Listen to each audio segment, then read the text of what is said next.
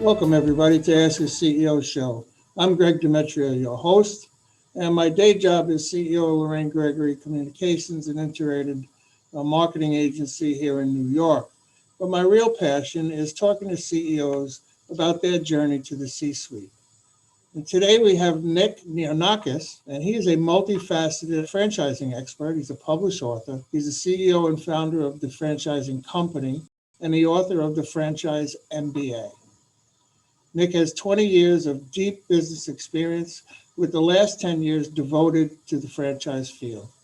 He holds an MBA in finance, marketing, and strategy, and he speaks 5 languages. Nick, thank you so much, and welcome to the show. Yes. That's wonderful. So Nick, especially now with COVID, people are looking for different opportunities, and I'm guessing you guys are pretty busy right now trying to put those people in the right situations. Yep, busiest we've ever been. How do you communicate with such a broad global network of business executives and consultants? You as the top guy, Nick, how do you communicate the vision and the strategies that you're trying to implement? Is it obviously it's got to be remote in most cases, but in terms of content, how do you communicate with those people? Yeah, so we have a number of different systems that we built into the organization to be able to facilitate that kind of communication. So, domestically and internationally, 2 different businesses. So let's talk domestically first and then internationally. So the United States is split up into a series of zones. If you think of the US like a rectangle, start chopping it up: Northeast, Southwest, etc.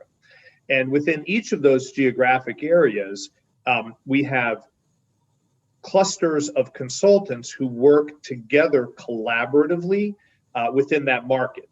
So for instance, in the tri-state area, where we've got Todd Weiss and Mitch Pinkney and Marielle Miller and so forth, they all work together if they want to do local marketing in the tri-state area or in New York. So because we have a node, in essence, that facilitates the conversation with the geographic area. The other thing that we do is we have a construct called executive action teams. And these groups of consultants meet on a bi-weekly basis to discuss their business and the market and so forth. But again, because that's a construct, if a group has a question, they can bring it to me or one of the other people. So if you think of it sort of like a wagon wheel, what I always want to do is try and create these hub and spoke models that then can facilitate questions and information going back and forth. The other thing that we do is every Monday we have a town hall meeting. Everybody calls in. We do them by Zoom now, and we discuss the state of the union on a weekly basis. And then it's open mic time.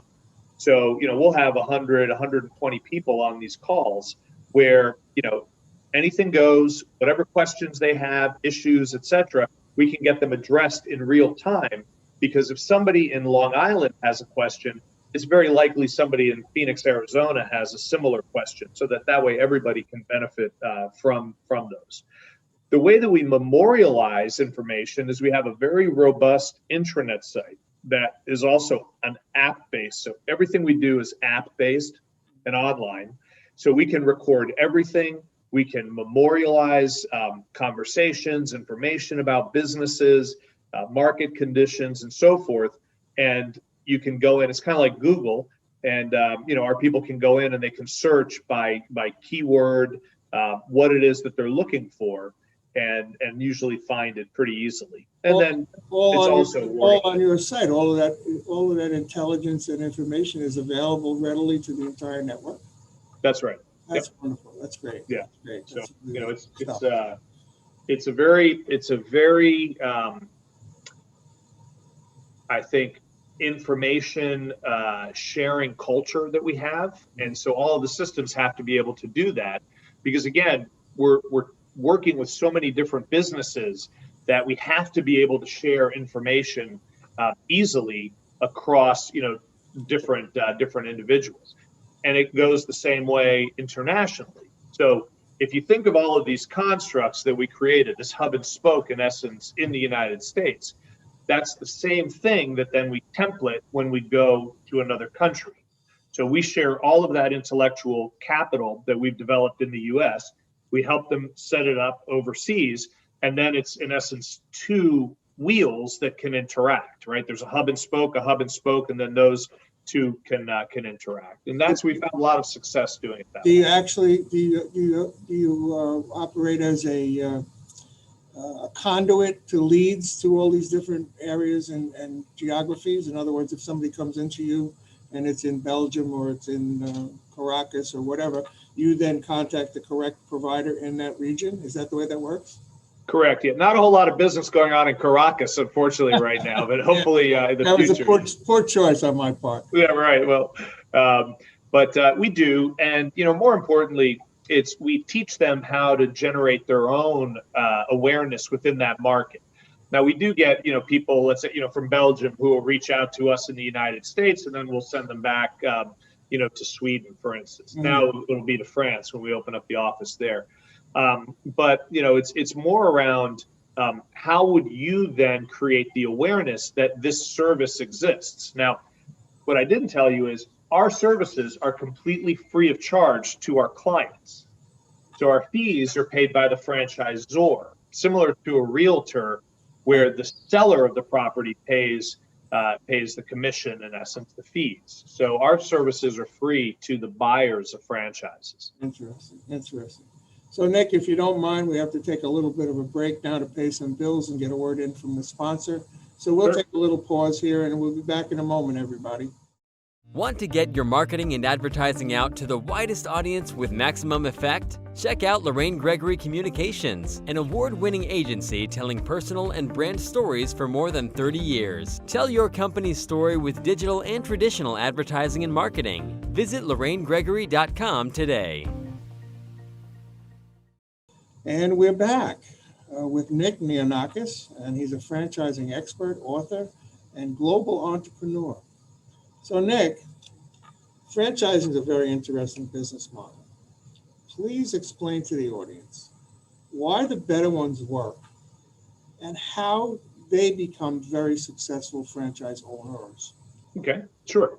So a franchise is, the definition of a franchise is a marketing model that a business uses to grow with other people's money. That would be the franchisee. So if you think about what makes a successful franchise, it's having the ability to group together with other individuals to bring down the cost of materials that you're going to use in your business. Now, these materials could be marketing, operations, food supply, whatever it is. But the really good franchises, if you think about them, have scale.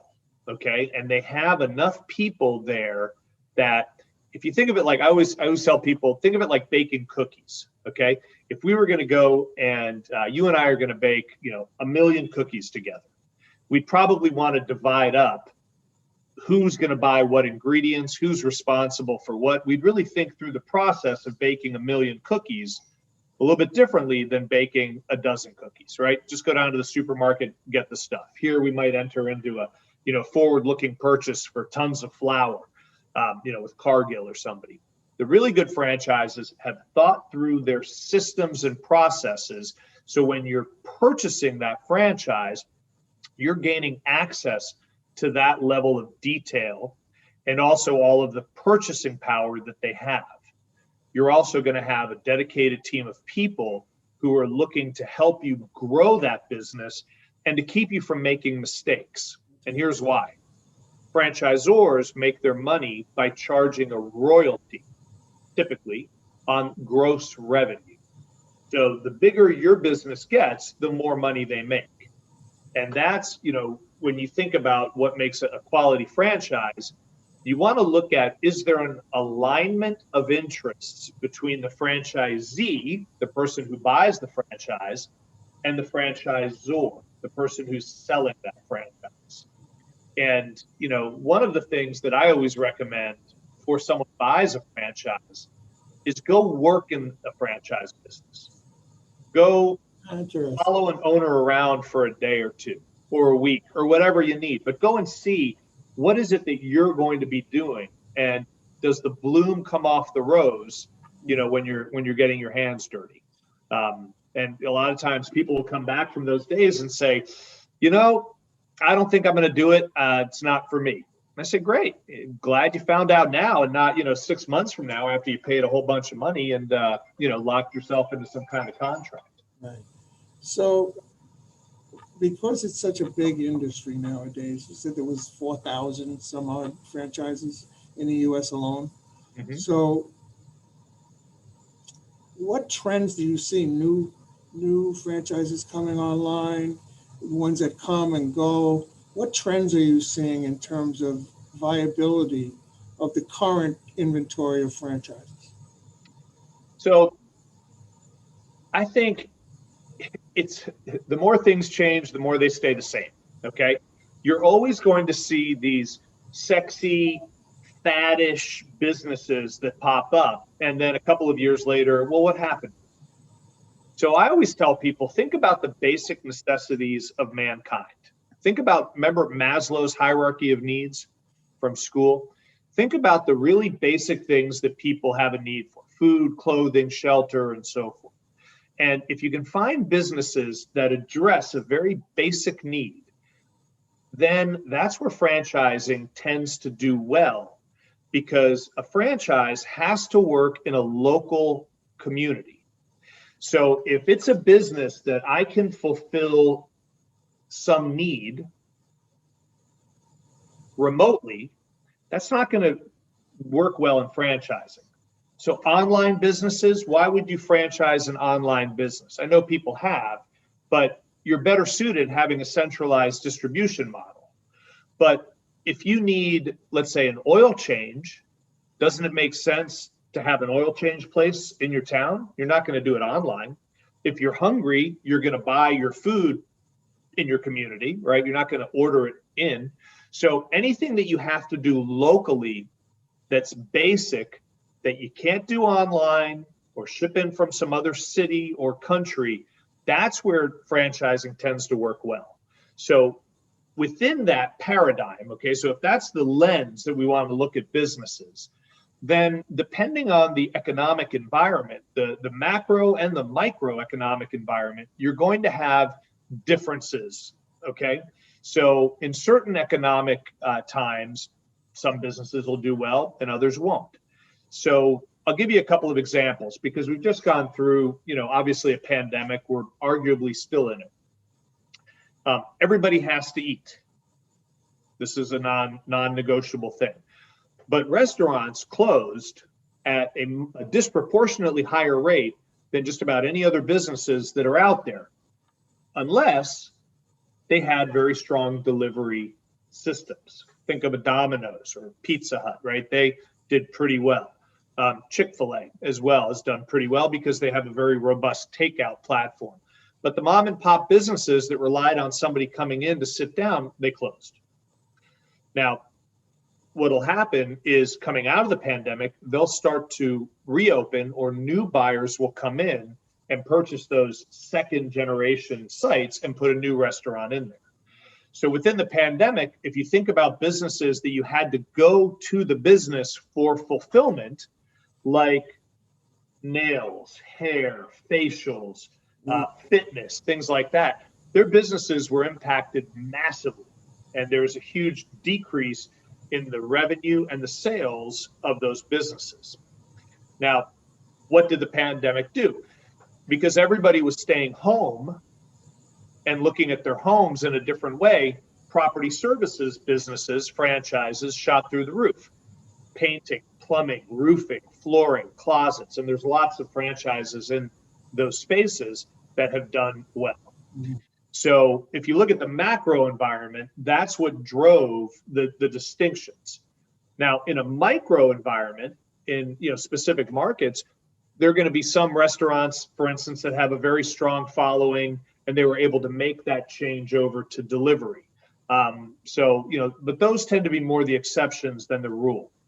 So my recommendation is think about what we've just gone through, and think about the pains that you've had trying to find services in your local market, it's very likely that there are going to be other people that have similar orientations.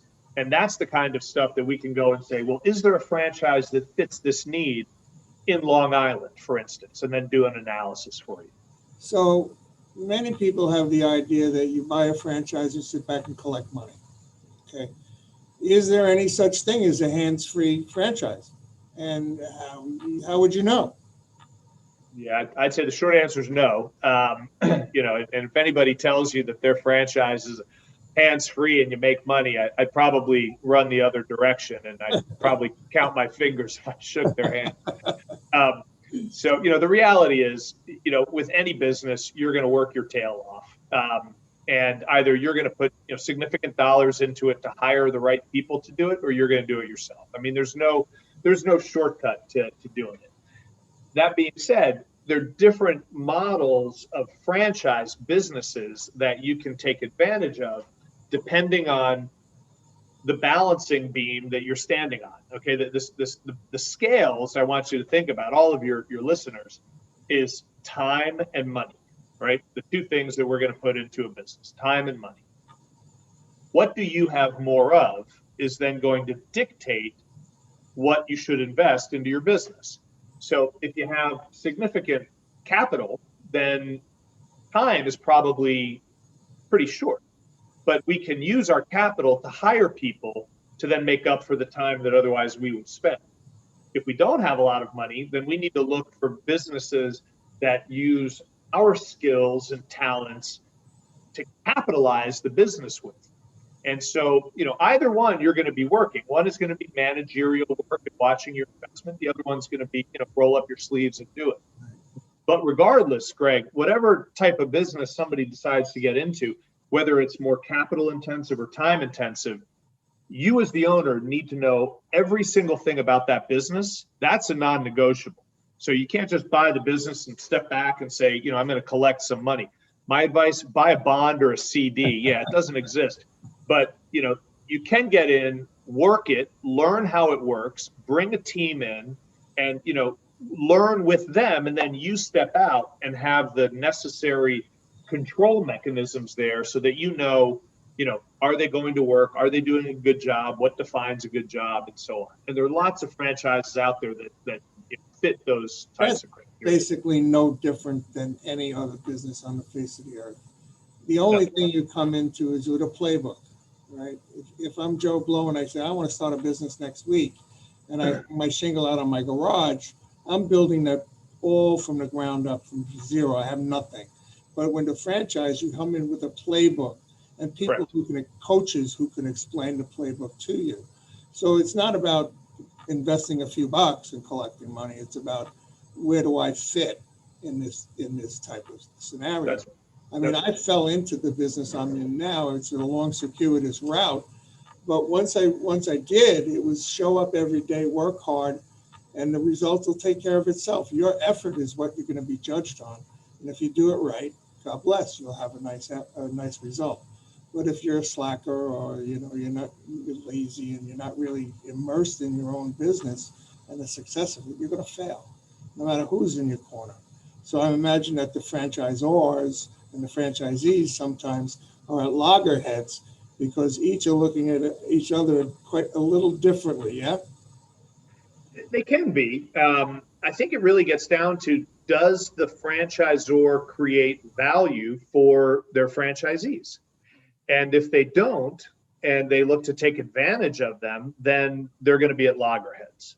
But if it's a harmonious marriage where the franchisor is aggregating the needs of their constituents, of their franchisees, and then finding solutions that work for them in a way that they wouldn't be able to do on their own, then those tend to be pretty harmonious relationships.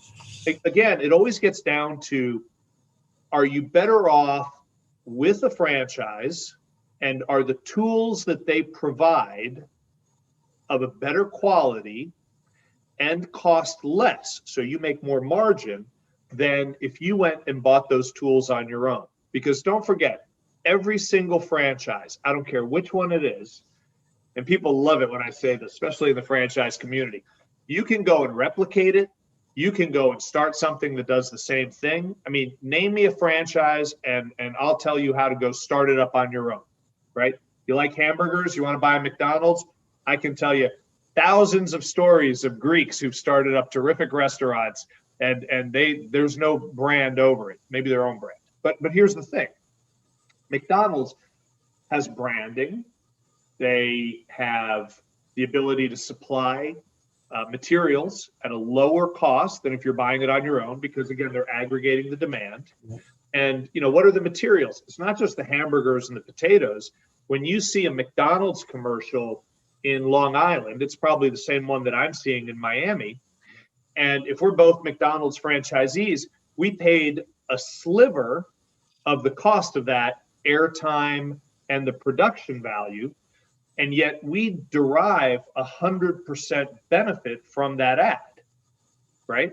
Because the people in our... You're attaching your wagon to the brand. So what is a brand? A brand is a promise of an experience. And you see a McDonald's commercial, you can taste the quarter pounder already. That's what you're buying into. That's why they're so usually expensive to do. But they established the brand years and years ago, and you're riding that wagon as far as you can go. And the way I understand it, their program is pretty intense in terms of training new owners and management. So listen, I don't want to go too long because I really want to give you the opportunity to talk about the Franchise MBA book that you have. So maybe you could tell us a little bit about that, what's in it, and why people who are interested in franchises should access it. So the Franchise MBA, when I started in franchising, one of the first things I did was I went and I visited about 75 businesses within this company called Stained Glass Overlay. It was a really neat franchise system, and asked the franchisees, what's working for you? What do you like about the franchisor? What do you not like about the franchisor? What products are you selling? What marketing is working for you? What do you wish you had? Where can we help? And so it was through conversations, it's very open conversations, that you really learn a lot about what makes businesses tick. And then I was very fortunate over the years to have a lot of different experiences with lots of different entrepreneurs who started franchise systems and franchise brands. And what I found was that the most successful of these tended to have a very linear way that they investigated what to get into. And it was a disciplined way of figuring out what business they want to be in or where they want to diversify. And so this really shaped my thinking around writing this book. I wanted to take these stories, encapsulate them, and then be able to give them to people. I mean, you already understood the process, but now hearing it from the ground, the people on the ground, it refined what they were thinking in terms of your process, yes? Correct. And so what I wanted to do was, people who purchased a business and made a mistake in buying it, the costs are significant. So I wanted to try and help people from making those mistakes. Now, here's the way I looked at it. I think there are 4 major steps in investigating and buying a business, whether it's franchise or otherwise. And so if you think of these like 4 rocks going across a stream, think about how you'd walk across rocks. Go slow, right? Test each rock before you commit. If it's wobbly, you probably don't want to put your whole body weight on it, fall in the water. So that's how you should approach investigating a business acquisition, slowly. The first step is the introspective self, and it's write a business plan on you. Who are you? What are you good at? What are you trying to do? What is the outcome that you're trying to derive from this endeavor? And you don't need to say, I want to buy a painting company. It's, what does Greg want to do with a business? So write that out. That's the first step. The second step is hold that plan up to all the different options that are out there and find the ones that fit your criteria, because the people that own them are hitting the outcomes that you have said, this is what I need to do in order to have a successful business. And then go and investigate those businesses. The third step is once you have it down to one or two businesses that you feel, this might be the one, is go work in the business. As we talked about, I think one of the greatest opportunities that you have is take it for a test drive, just like a car, right? You wouldn't go buy a $500,000 car or $100,000 car without taking it for a drive around the block. Do the same thing with any business you're going to buy. That's the third step. The fourth step is the legal and the financial components. So do an analysis on how are you going to pay for the business? What's the cost of capital? What banks are out there that might lend? Make the banks compete against each other. As the saying goes, when banks compete, you win, right? So tell them, I'm looking to borrow money, and what can you do for me? And then on the legal side, make sure that you hire a competent franchise or business attorney to review every document that you're going to sign before you sign anything. Now, there's an interesting point. Franchise and business attorneys. Sounds to me like you would be doing yourself a disservice if you don't contact a lawyer or an attorney who has deep franchise experience. For sure. Yeah. Absolutely. Yeah. I mean, it's like if you're going to, get a divorce, would you hire a real estate attorney, right? So stick with the people that's what they do. There's a ton of them out there. We've got resources on our website if you want to go there that can help you find them. They're in every market, but have them, have a great attorney review your documents. So those four steps, if you think about them and you follow them in a sequence and go slow, you're going to uncover issues before you jump in. Don't run across those rocks. Exactly. So that's really what the book is about. It's those four major steps. Very, very, very, very well thought out, I think. And quite frankly, something that we should all just pause sometimes before we make those decisions. I was fortunate. I bought this little company back in 1992 only because I needed to buy a job. And we were very fortunate that all these years later, we now have a rather large marketing concern. So we're lucky because I didn't have the opportunity to test those rocks across the stream. I made the best judgment I could of the previous owner, and I said, all right, we're all in. And when I say we were all in, we were all in. There wasn't anything left in the till. And, fear was a great motivator because it was failure was not an option scenario, right? Yep. So, all right. So listen, I don't want to keep you all day. So I always ask our guest one basic question, and you can answer it either from the business side, the personal side, or both. What was the best piece of advice you ever got? Best piece of advice I ever got is my cousin, who's a great entrepreneur, said, the only risk you'll regret not taking is risk. Yes. So, I think look, we're all here once, right? We're here and then we're gone, and we're not here very long.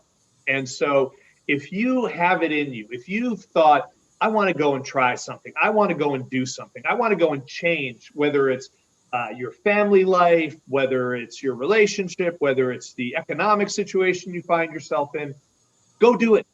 Go do it. There's no dress rehearsal for life. Just go do it. And I think this pandemic has really shown the world that you're here. It's a beautiful life that you have.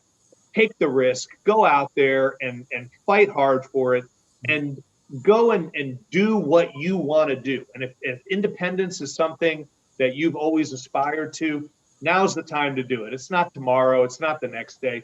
Go learn about it and see if it's right for you. But that's, I think, take the risk of knowledge. Otherwise, you'll always be a slave to that lack of knowledge. You don't want to slide in at the end of your life saying, oh, gee, I wish. That's right, yeah. So then Richard Branson says when you're presented with an opportunity, say yes, and then figure it out later.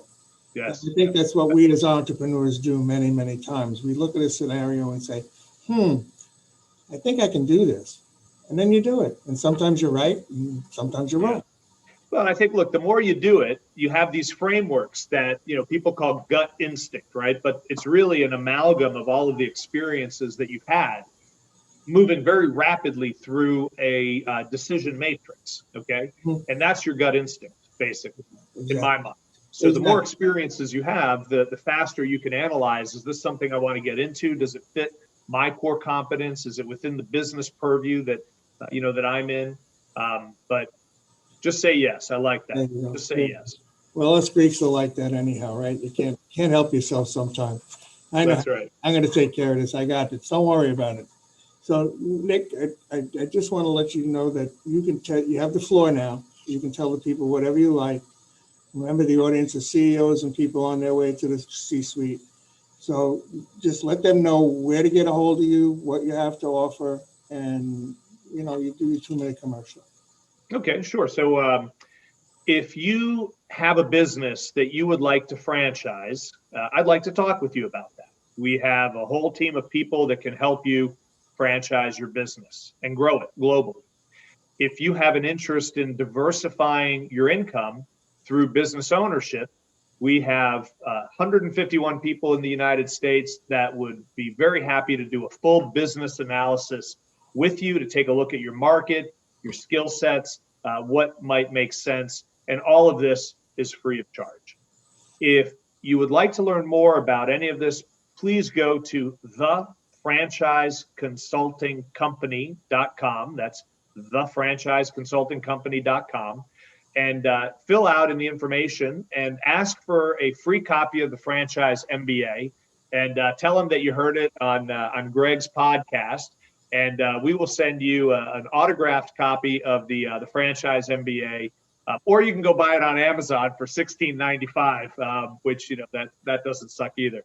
But if you come onto our website, we'd be happy to do that. And with our trade show business, that website is franexpousa.com. franexpousa.com.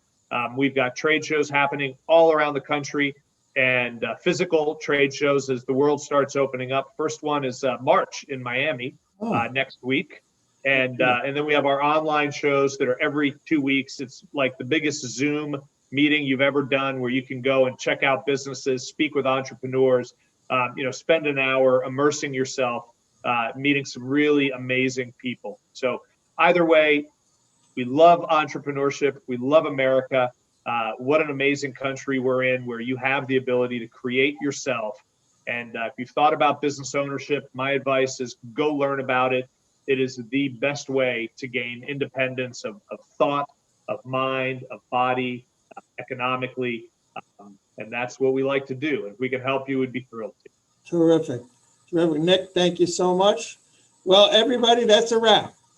And don't miss any of our upcoming Ask a CEO interviews. We have some great guests lined up from every industry from all over the world. The video interviews are available on our YouTube channel at Greg's Corner Office, or as a podcast on Apple, Spotify, and all the other streaming services. So if you enjoyed the show, please subscribe and share it far and wide, and help us to build an audience for these outstanding CEOs. Thank you so much. See you next time.